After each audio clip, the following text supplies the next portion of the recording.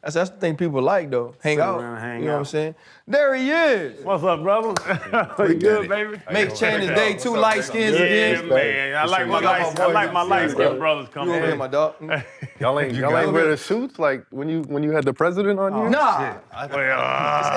You can ball. You ain't the president. There's only one light-skinned guy we get suited and booted for. I remember Y'all on was the looking sharp though. Hey, on the comments, there was somebody who was like, y'all got dressed up for Barack Obama. He was like, duh. Absolutely. Like, what you mean? What else you supposed to wear? I brought out the bald head. I had to be respectful for the press, man. Hold up, limitless. Take a stomach, got pinning it. I fought the head to witness it. Got my people feeling militant. Way I'm feeling, got me up. On the mission, got me up. Knowing me, I got the key. Only vision I can trust. Limitless. Take a stomach, got pinning it. I fought the head to witness it. Got my people feeling militant. Michael Carter Williams, welcome to The Pivot. This is Channing Crowder, Freddie T, I'm RC, Pivot fam. Thank you for always pivoting with us, man. We connected recently, and once we connected, I shared that I read the Players Tribune, and I just thought your story was fascinating. I thought your story is sort of why this show is what it is, dating all the way back to sitting with Michael Beasley. Basketball's so different than kind of the life we live and the way we have a little bit more stability, man. But let's start being young. I found it fascinating how you guys, your family, got the land y'all lived on, and the difference between the outside of your home and what was inside of your home, that how that matched what your personality was in the league a little bit when you were going through things. Talk a little bit about how you grew up, where you grew up, and how that started to shape you. That's crazy that you put it that way too. I never heard anybody put it that way, and it is true. So growing up, my grandfather had won a poker game in this predominantly white neighborhood. And so he built his horse stable on that land. At first, he wasn't getting a lot of business because his name was Leroy. So he would, say, hey, this is Leroy. As soon as all these, white people heard Leroy, they would be like, we know what color he is. Mm-hmm. So he actually started going by Mike, which is why my name is Micheal. So he started getting people to come to his stable, and actually they got to see how he interacted with the horses. Nobody ever saw, anybody, especially of color, deal with horses like that. Like, he could break in one horse by riding it and then have another one on the other side and break that horse in as well. So he started getting, good business. And my grandfather and my grandmother, they split up. And so my mom kind of grew up in that town. It's called Hamilton Wenham, a predominantly white area in that town, and where my grandmother lived as well. So fast forward until I was born, my mom lived in a few different places, and then my grandfather still had all that land, so he built a house on that land. We built a nice house. It was a 4 or 5 bedroom house. It was a big house, but my mom was a basketball teacher. My stepfather was a basketball teacher. They weren't making the same income as everybody else in that same town. So growing up, my mom always used to be like, how come I don't have this? How come I don't have this? Like, my classmates have this, my classmates have that. And my mom was just like, we don't have it like everybody else in this town. Mm-hmm.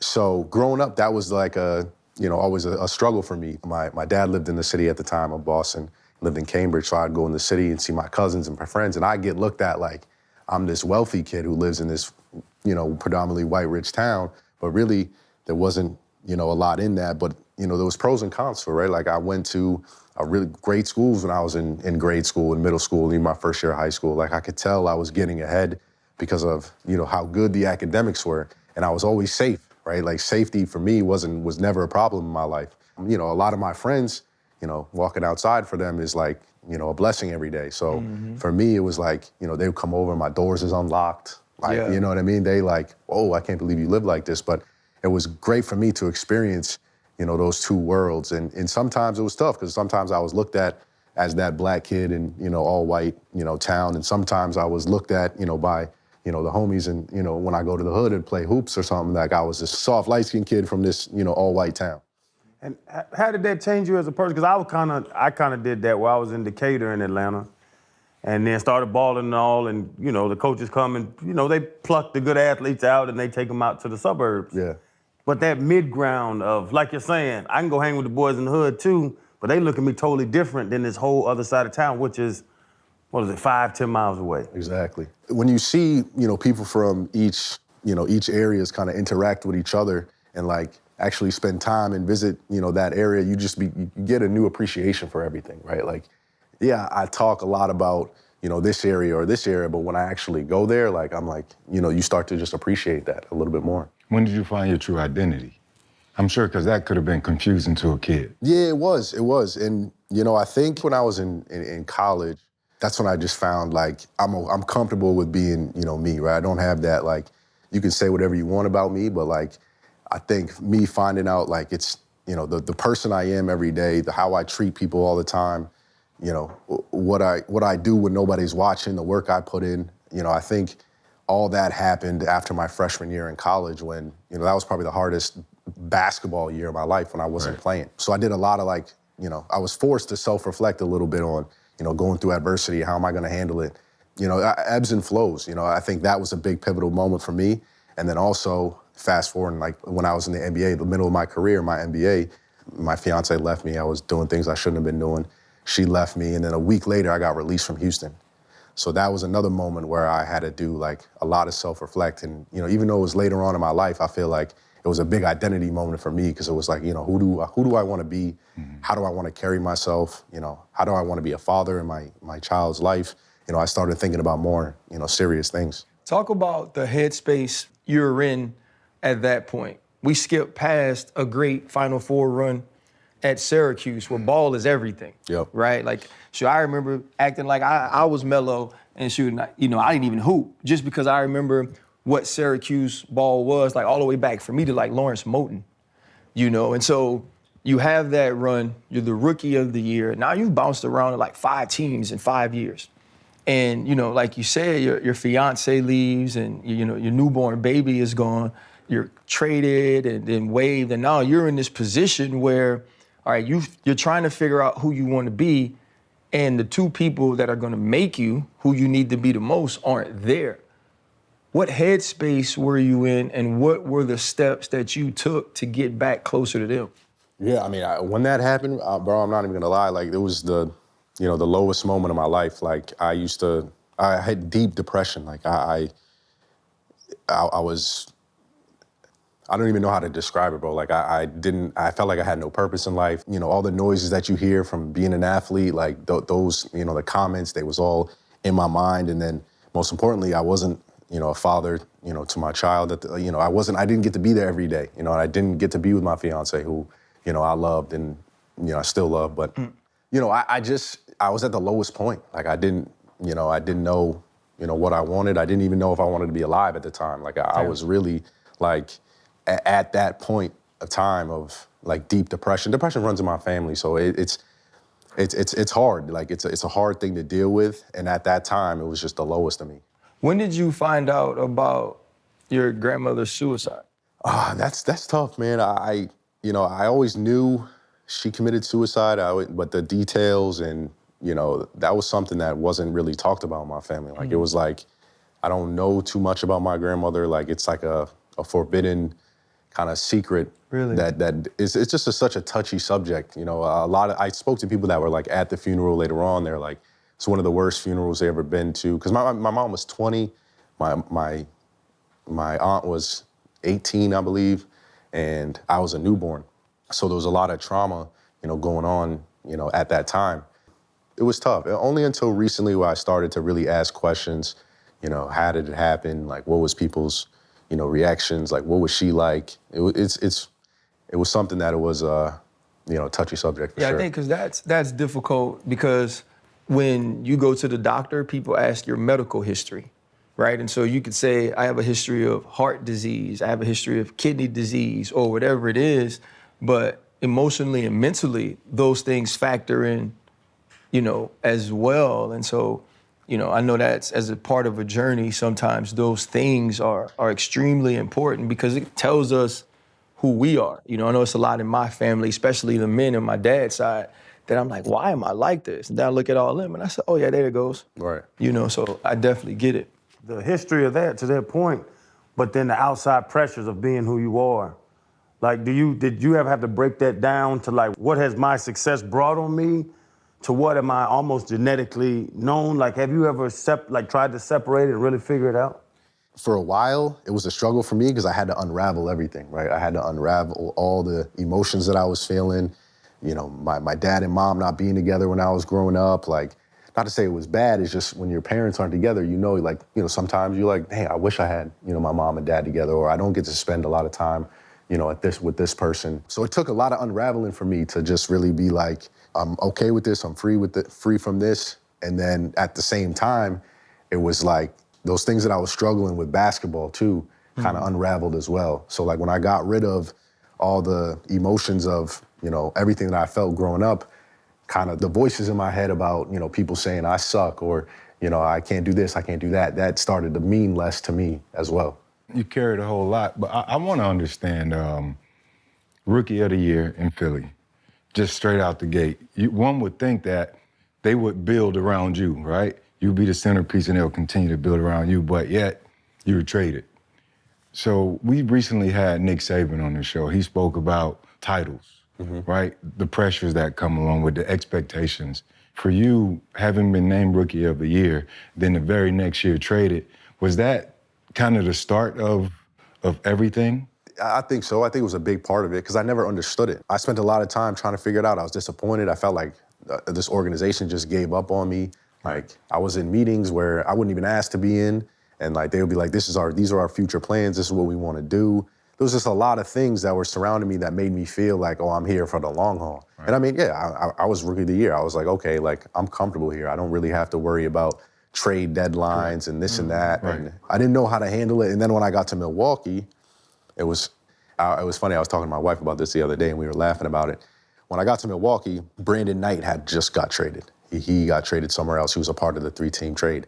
Everyone was like, it was like a sad time when B. Knight got traded. Like he must have affected their organization more than just being a hooper. Like he had real relationships with staff members and teammates and things like that.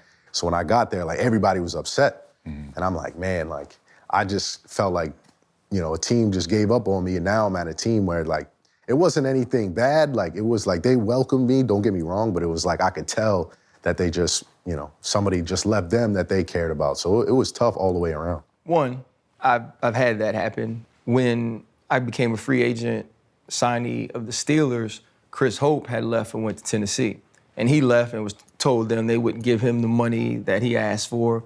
And so now I come into this space, somebody that they don't really know. I'm coming from a spot that I thought was supposed to love me, and they went and made Adam Archuleta the highest paid safety in the league and told me, well, if you come back for league minimum, all three of you could play. So I get that feeling, and now you feel sort of displaced. But like when I look at it, it's like your game was multifaceted. You could put the ball in the bucket, but you were long, you rebounded, you dished the basketball, and so you could do all those things. And like now you got Jason Kidd though, right? Like that seems like the perfect place to learn and to flourish.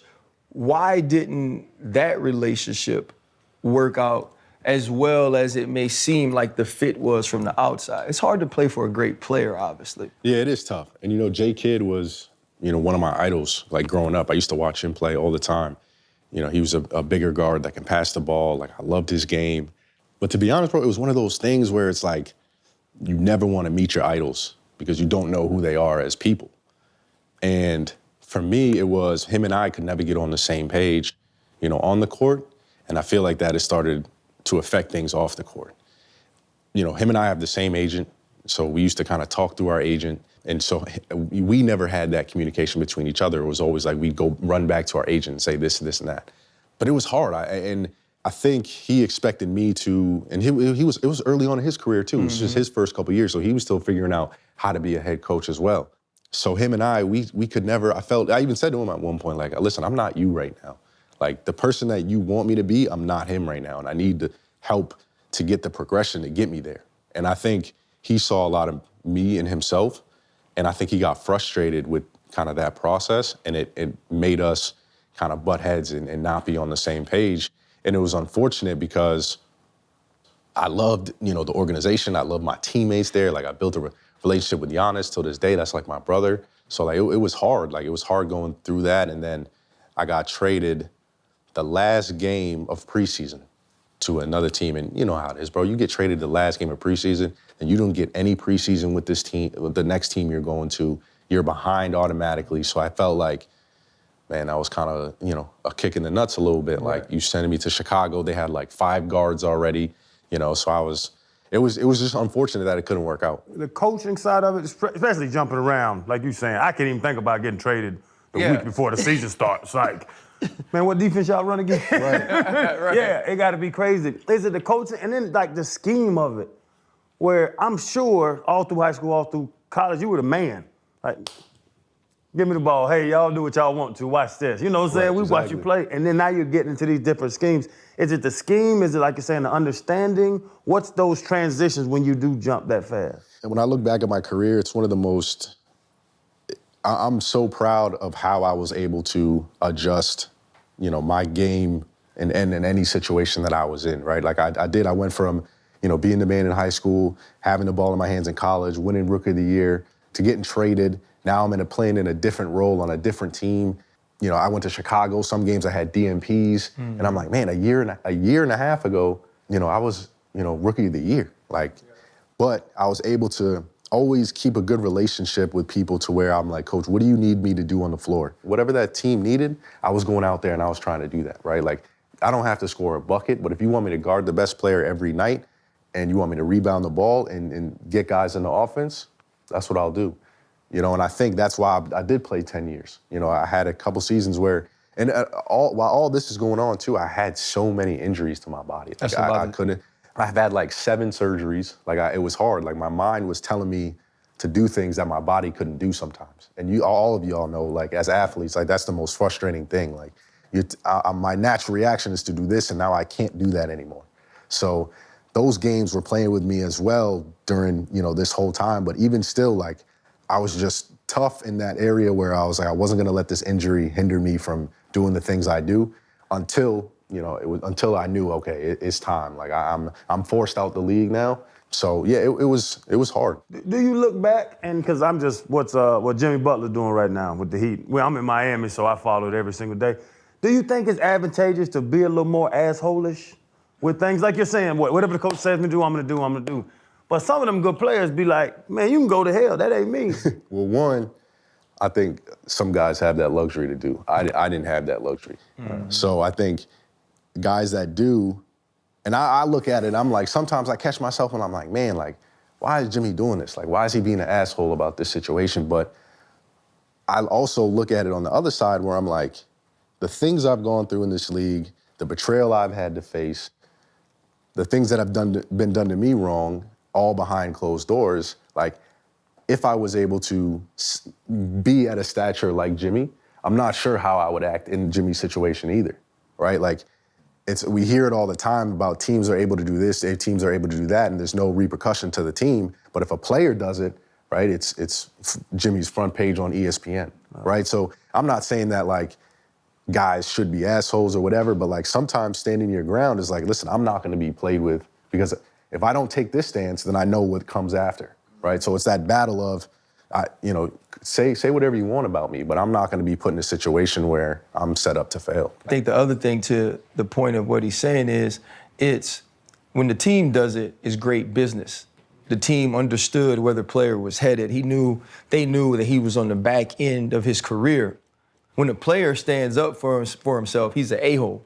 Yeah. You know what I'm saying? Why can't he be doing good business? Why can't he be paying attention to what his career is? And I think because that's the way the narratives are spun and because the team obviously has the bigger and better connections, a lot of times players do get painted a certain way, but it's the dudes that have done enough, accomplished enough, and are in a place where they don't care about those perceptions. Because talent builds tolerance. Right? If you're good enough, they'll still trade for you even though you were a problem there because they feel like they'll treat you better and you won't be a problem here. And Jimmy gave him 2 finals appearances. They gave Jimmy about $200 million. Everybody should be happy. Everybody's straight. But it's usually not that way. Yeah. Now everybody gets upset, the fan base gets upset. And then the tactics on the back end too. Like it just doesn't look good on the outside. But, you know, when you don't address his concerns, then he acts out, and then now it gets real sloppy, and both sides are disgruntled, or at least that's how I see it. No, yeah, I see that. Yeah, so RC started off by asking you about the Players Tribune interview, right? I thought it was brilliant. Having dealt with injuries, much like yourself throughout my career, I had to get a sports therapist. Nowadays, they call him a mental coach. And for me, that was therapeutic. Opening up and talking about your depression, anxiety, your struggles, the injuries, that whole piece, was that therapeutic to you in some sort of way? Yeah, because I mean, when I did come out with the story, you know, I just wanted to be, you know, I just wanted to tell kind of my side of everything else that was going on. And it's not always what it seems like on the outside to people. I felt like my story was always told by somebody else, and I kind of wanted to set that straight. And for me, it was therapeutic because of everybody that reached out to me. Like, you know, I never knew that so many people, you know, had those same issues that I had. From other athletes to, my ex-coach's son, like all different types of, people that reached out and was like, I had one guy, and I won't say his name, he played in the NBA, but he reached out to me and he was like, man, like, I felt like I was writing this story, from my own experience. And I'm like, those type of moments are like, man, like, I'm happy I did, be vulnerable in that situation and really put that out there. Yeah, would his name happen to be Micheal? Nope. Because we had a Micheal on the show. And but I played with bees. And it sounds pretty much the yeah. same. Yeah. Just passionate guys who can hoop their asses off. Just something kind of sort of derailed along the way, and we weren't able to see their fullest potential. Yeah. No, I played with bees, and like him and I used to have conversations all the time. And he's such an interesting dude. Like, on the outside, he looks one way. On Instagram, all that stuff, he looks one way, but like I'm sure you guys can even tell just by sitting down with him, like he's a special dude. Like his brain works in like a different way, but like if you spend time understanding it, right, like you can tell like how much of a good dude he is. Fred mentioned opening up and being vulnerable in the sense of the article, but when you get to Orlando, you're on the 10-day, you've been through so many of these other things, right? You've experienced 5 teams in 5 years. You've lost your fiance and your baby and had to go back and earn that trust. But now you're in a place where you get a 10-day contract and you, obviously ball's important, but you're like, I need to speak to someone. Mm-hmm. What was the process of finally understanding you needed that sort of help and then seeking that help like? Yeah, I just got to a place where I was like, I can't do this myself. Like, it was too hard to, try to figure everything out. And I was doing my due. I was reading books, I was writing, I was doing a lot of things, to really help me to get my emotions out there, to, self-talk that everything's gonna be okay. Like, well, I'll work it out. I'll be able to see my daughter. Like, I did all that stuff, but I still felt like it wasn't enough. Like, I still found myself, going to practice and then going home and not doing anything else. Like, I didn't feel like myself. So I think reaching out and getting help was one of the best things that I've ever done. And it made it easier for me because, like you said, I was only on a 10-day. So for me, if I was thinking about, all right, I got 10 days to prove that I can either get another 10-day or they can extend me for the rest of the season. So I was going in there like I was the happiest dude in the gym. I was the most talkative guy in the gym, just communicating just about everything, teaching the young guys, getting in extra work, like had to do all those things for 10 days, got another 10-day. I was saying, the same thing. And then I got signed for the rest of the season, and then I ended up playing 3 years with Orlando. But it was like that, getting therapy helped me even coming to the gym and be able to be, happy and be able to be that guy that was able to extend my career. He talks about that. But Channing's, to me, one of the best things he ever said on this show, and I don't know if you've ever seen it, he said, check on your happy friend. You know what I mean? He's like the guy that's laughing or the guy that's the energy or the guy that's bringing joy because you don't know necessarily what they're covering up with that. When I made the house statement and outside and the inside earlier, I was really speaking to that because you said you were the energy. You said you were the happiest guy because you thought that's what you had to be. And I think a lot of times as friends of people who are going through things, because they are so strong on the outside, you don't know to reach out. Like they come in laughing, hell, you just start laughing too, right? And you start having that same energy that they have, like it's a lot of days we walk through the airport and I put him in front of me. You know what I mean? Because I know no matter who walks up to us, he's gonna make that person feel like that he's having the best day in the world and they're gonna have it.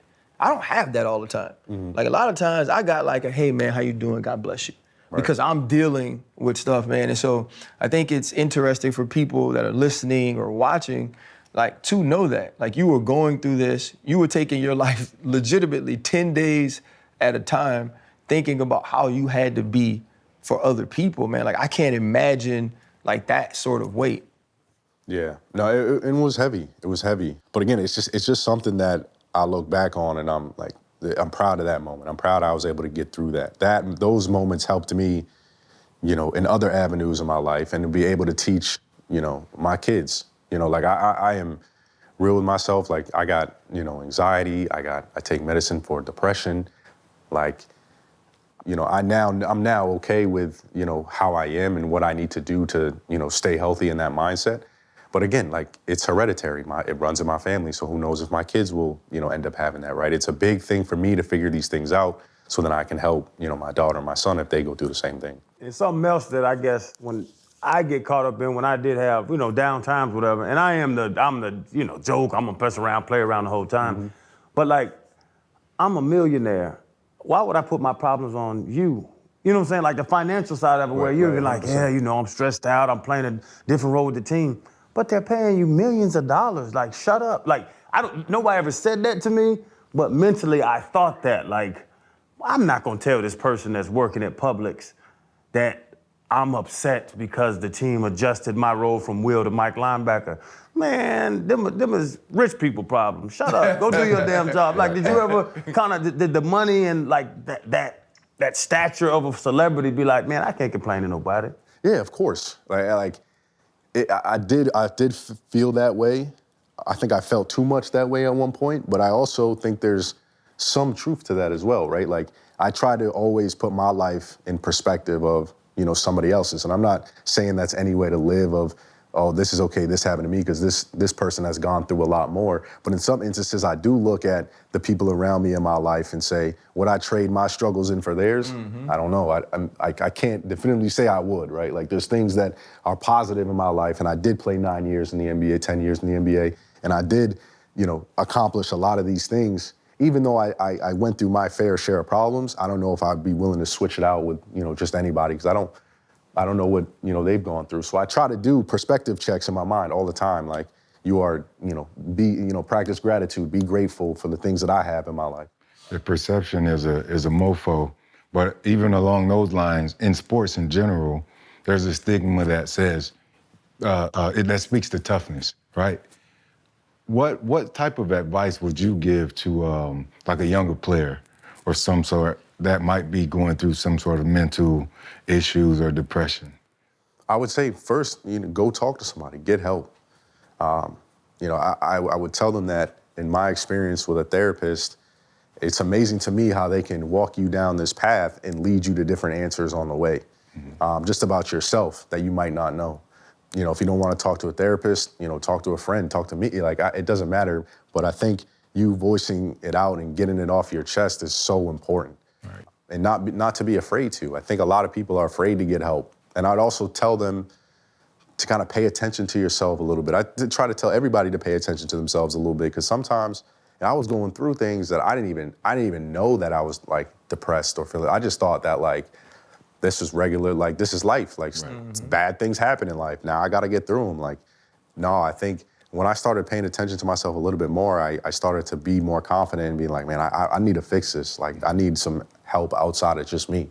Fred mentioned we sat with Nick Saban, and he said a ton of amazing things. The one thing that stands out as I listen to you talk is Nick Saban said a ton of times the failure of athletes comes from them attempting to live up to expectations, those set by themselves, those set by others. Sometimes expectations set by the level of success you've already attained. You know, you think about yourself, where you're drafted, the way you play your rookie year. There's all these expectations. I mean, you had expectations on yourself from understanding, if I don't go hoop, I can't afford college. Yep. How much did expectations play a part into some of the pressure you felt and could have added to the feelings of sadness and depression when you weren't accomplishing what you wanted to do?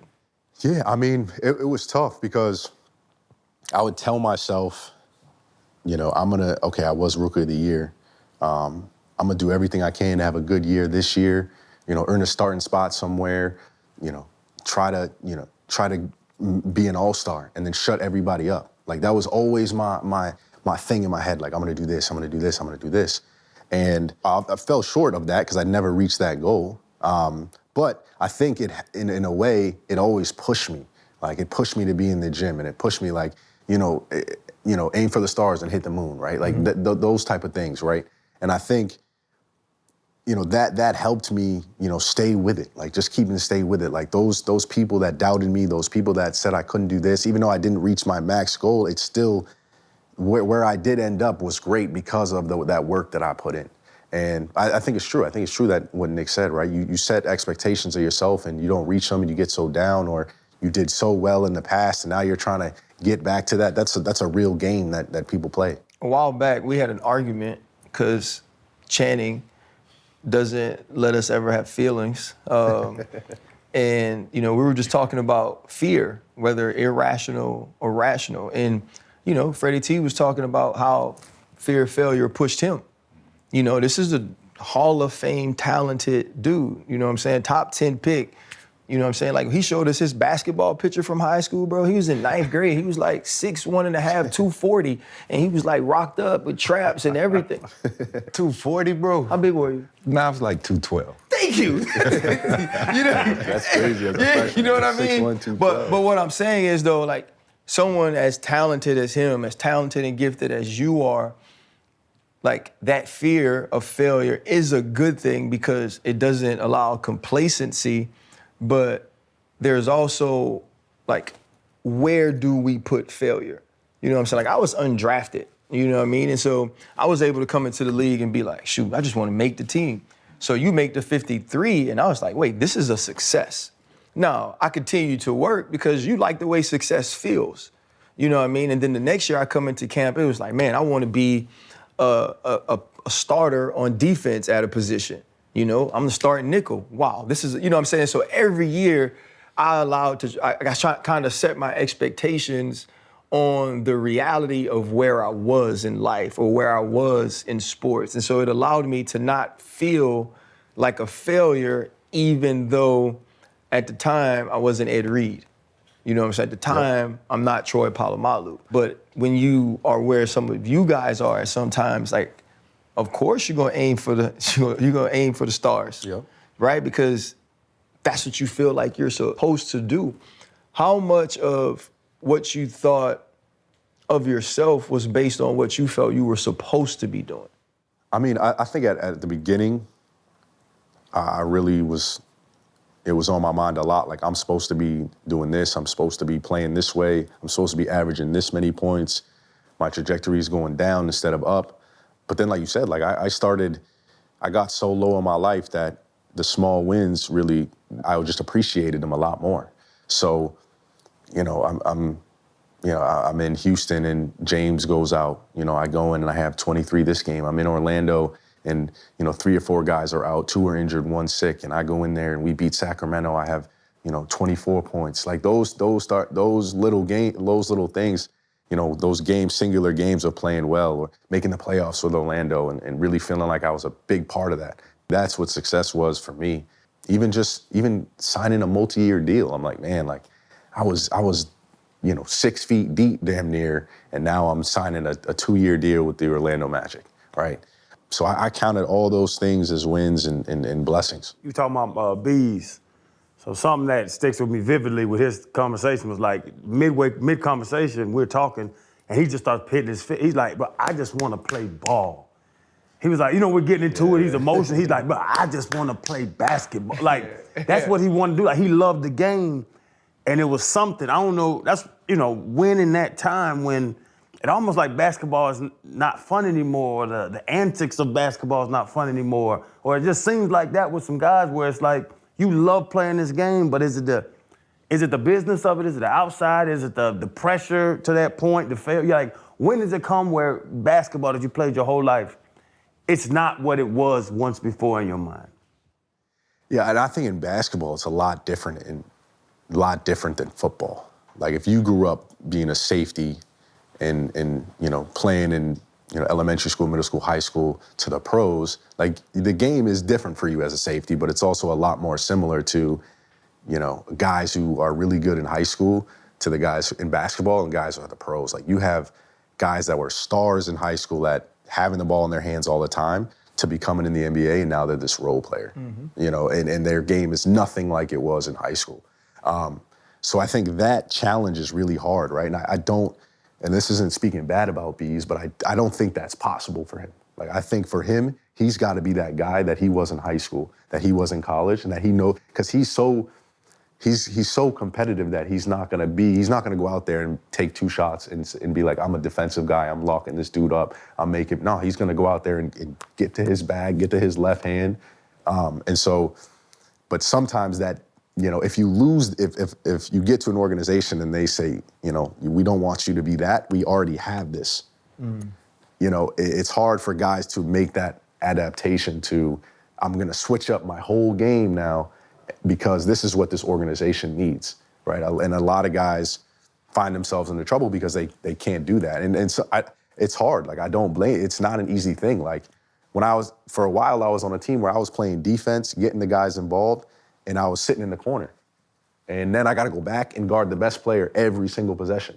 And I'm not really getting the ball like that to do whatever I want, because that's what those guys' jobs are to do, right? And if you go against that grain, then you're gonna be sitting on the bench, and somebody else will come in and play defense and stand in the corner. Right. So it's hard for guys to do that. So looking back on all of that we've talked about, are you at peace with everything? 100%.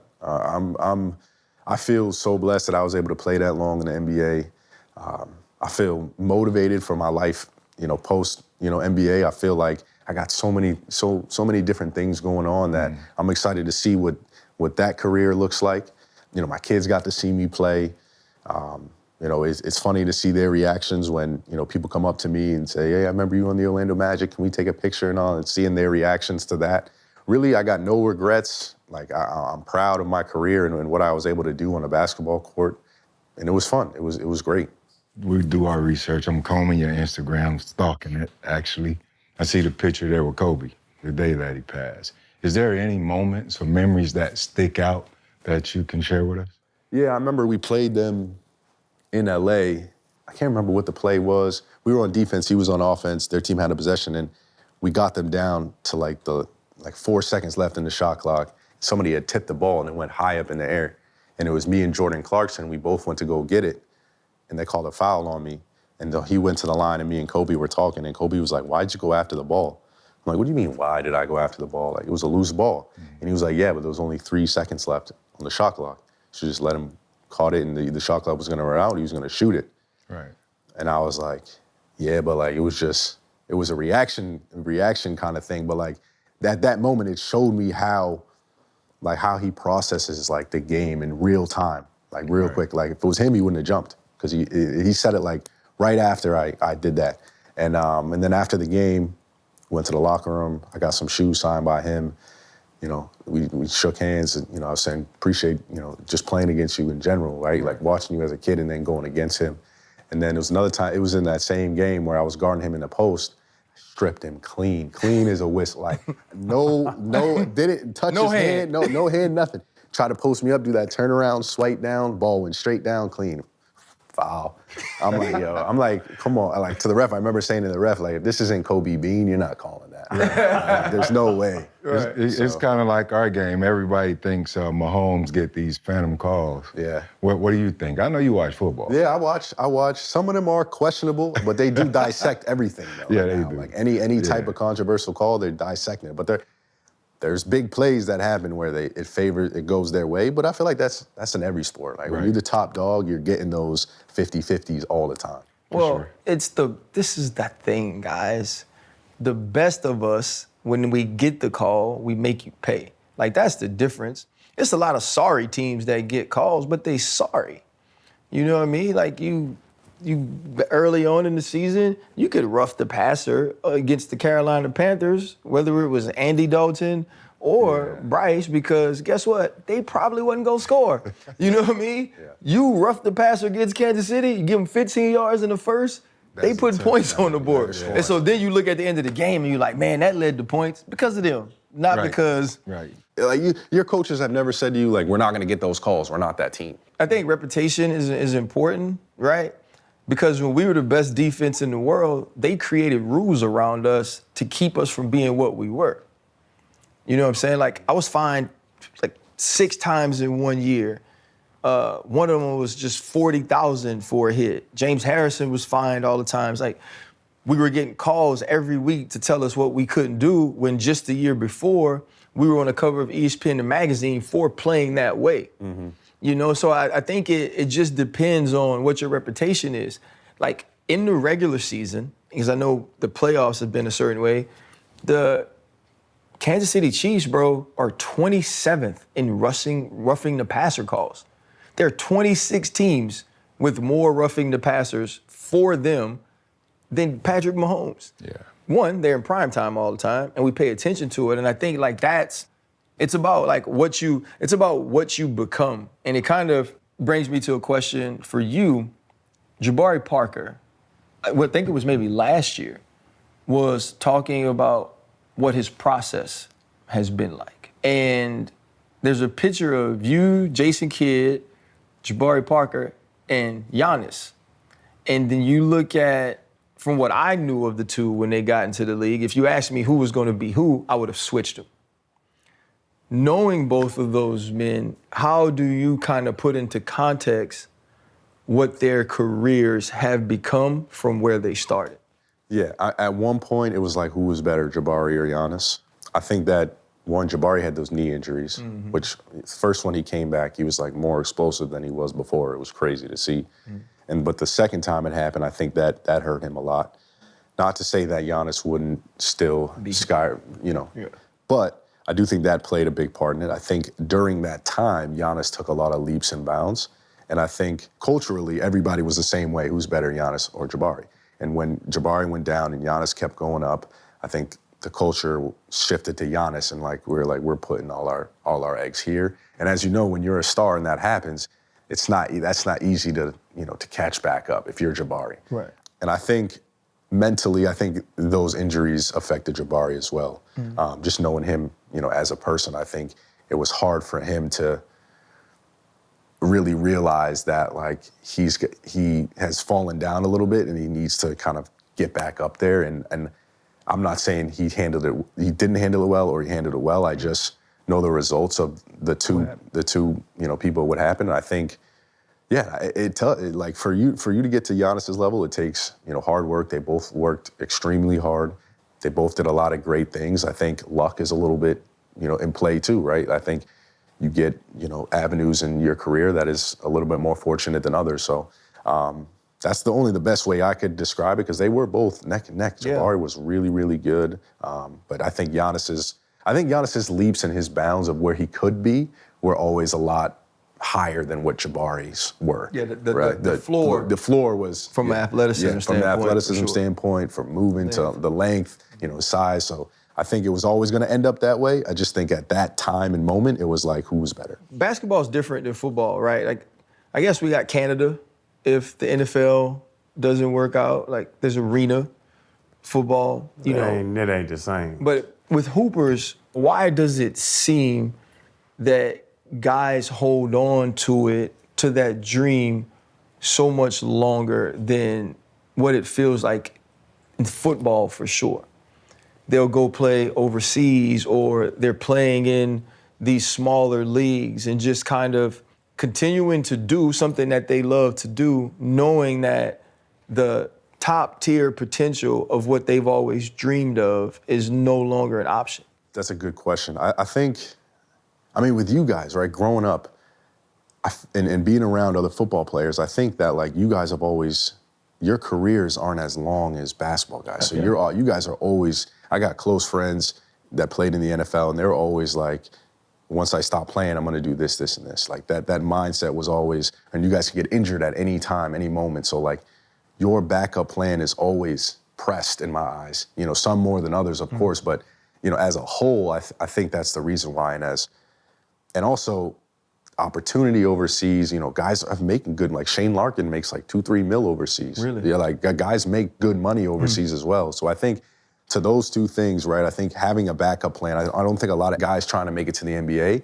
are really focused on that backup plan, because you can play until you're 38, 39. So they're like, I got time to make it. If I don't make it here, I can go overseas and have a long career. So at some instances, they're right. But I think that's why it's not as quick to cut off, because you can make good cheese overseas if you're one of those guys. I mean, I didn't know. That's better than a regular damn job. No, you can make good money, and those are the top guys. Like he's one of the top dudes. But you know, people make 400,000, 500,000 in overseas. Yeah. Now, I learned this one thing from a good friend.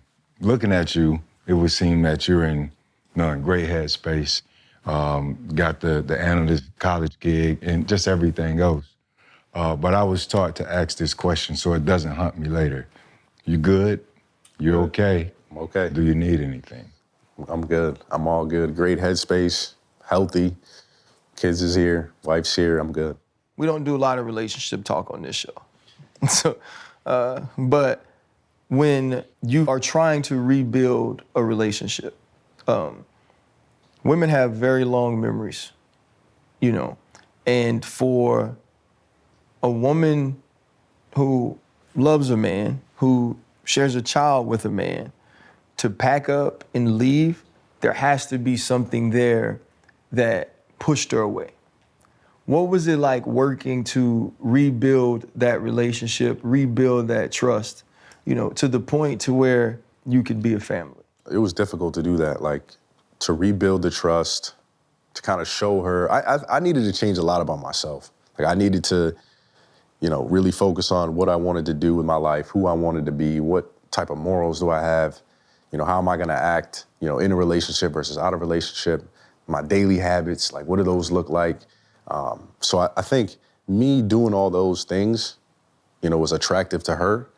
And I think she could see that I wasn't the same person as I was before, because I've worked on myself and I was doing all those things. And then we started co-parenting, and it was like we were building a friendship at the time. And then that's when everything came together. But it's not easy though. It definitely takes, you know, a lot of communication, a lot of, you know, being standard of, you know, holding those morals that I set to myself, that I'm you know, that's my new way of life. That isn't just I'm gonna do these things so I can get you back and then do all, you know, fall off the rails. I think being consistent in all those things that I've made changes to in my life is, you know, important. Was you in the club with James Harden? You heard what I said. She left me when I was in Houston, and I got released in Houston. So, I just needed one more light skin. Let me get in my directory. Onyx, was it Onyx? Hey, listen. Houston. Yeah. Houston. Hey, I thought about it when he said, you know, James went out, you know, you played well. I was like, oh, wait, he was wrong that time. Yeah. I like Houston. That moral compass gets janky down south, right? Yeah. Hey, listen, I'm from the NO, man. I get it. You know, Fred mentioned like the new gig now, and you know, we text about it and kind of had some conversations. When you think about what you want to be going forward, how you want to be going forward, what are your thoughts about how you approach a new career? I'm excited for it. Like I got so many different things going on.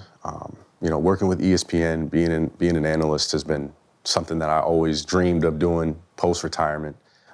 Going through that process, kind of chasing that dream, but also, you know, a whole bunch of other, you know, business ventures that I'm going down to. One being, I put a group together to get a team, the WNBA team to Boston. Oh. And that's something that I've been working really hard on. And what I, you know, trying to do, I think would be pivotal. That's where I'm from. Bringing a, you know, women's basketball, something that I've been involved in since my sister started playing, you know, created an AAU team for her. MCW Stars, my mom has, you know, developed that AAU program to like 15, 16 girls teams, sent countless girls to college. That's awesome. So to do that would be amazing. I got the people behind me to do it. I got a great group of people, and there's a bunch of other things. I did a car wash deal with Giannis up in Milwaukee. So there's just a bunch of different things that I got my hands in, and I just want to keep elevating and like just keep going, keep doing the ESPN thing, keep doing my business ventures, and just keep striving. And I have fun with it every day, connecting with new people, reaching out. I think a big thing that you guys can probably talk about is you talk about everything in the locker room besides business and mental health. Those two things are for some reason not forbidden thing to talk about. We just don't rap about it. Like, it's just not part of the culture. And me being, as a guy who spent 9 years in the league, I want to start to have those conversations with guys and athletes. And it's awkward, right? It's like, oh, you want to come here and talk to me about business? You must want my money, you want this, you want that. And half the time I'm like, listen, like, this is an opportunity. This is something that has worked for me. I'm trying to reach out to you to kind of create that conversation, create that bond with your financial people, right? Like, there's too much gray area where if we are, if we're cool and we're friends, we've been friends for a long time, we trust each other, and I go to your financial advisor, your manager, whatever, and I say, hey, what's going on? Me and him have been friends for a long time. Our friendship always comes first before everything, but there's these business opportunities I want to run by you, and maybe something that works for all of us, right? Like, to create those conversations, something that I've been doing a lot more with a lot of different athletes. And it's been great because, like I said, business and mental health is the two things that I'm going down, is that we don't really talk about that often. As you elevate, are you gonna let somebody send you to the locker room when their team on a losing streak like they did Stephen A?